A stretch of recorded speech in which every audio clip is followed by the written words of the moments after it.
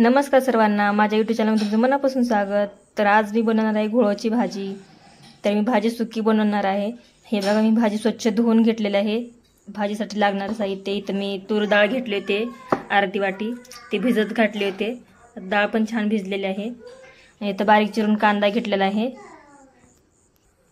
आता मी गॅसवर एक तवा ठेवला लोखंडाचा, त्यात तेल टाकते।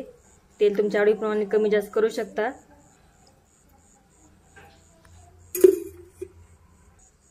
आता आपलं तेल छान गरम झाले, त्यात कांदा टाकून घेऊ।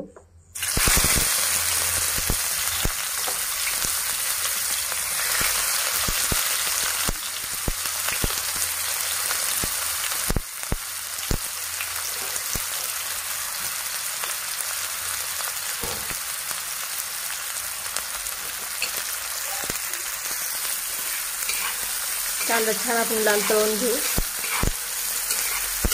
कांदा छान तळले की आपली भाजी पण छान होते, खायला छान लागते।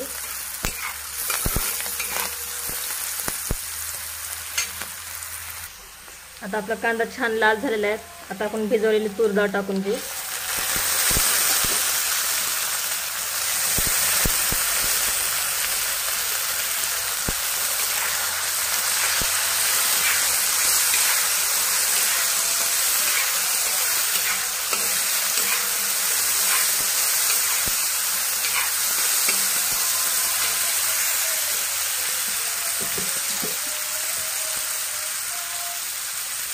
आता आपण भाजी पण टाकून घेऊ। भाजी छान घ्यायची, पाणी बक्कळ घेऊन घ्यायची, पाणी जास्त घेऊन, कारण का माती असते भाजीला।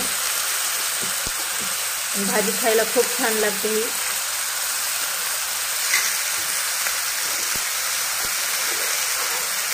त्याच्यावर लाल तिखट टाकून घेते मी। तुम्हाला हव्या असेल तर तुम्ही हिरवी पण मिरची टाकून घेऊ शकता। यानंतर मीठ टाकून घेते।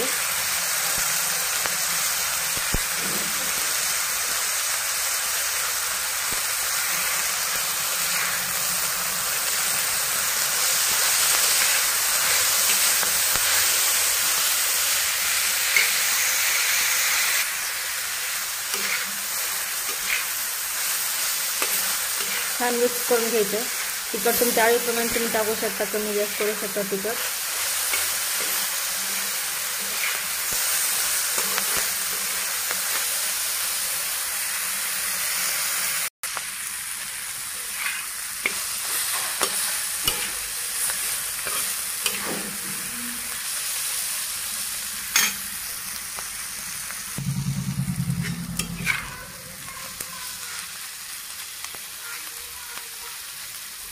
तुम्हाला हवे असेल तर तुम्ही ह्याच्यामध्ये कारळाचं कूट, शेंगाचं कूट टाकून घेऊ शकता।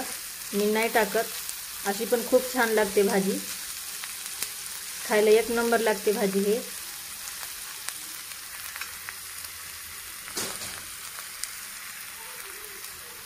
आता आपली भाजी खाण्यासाठी बनवून तयार आहे।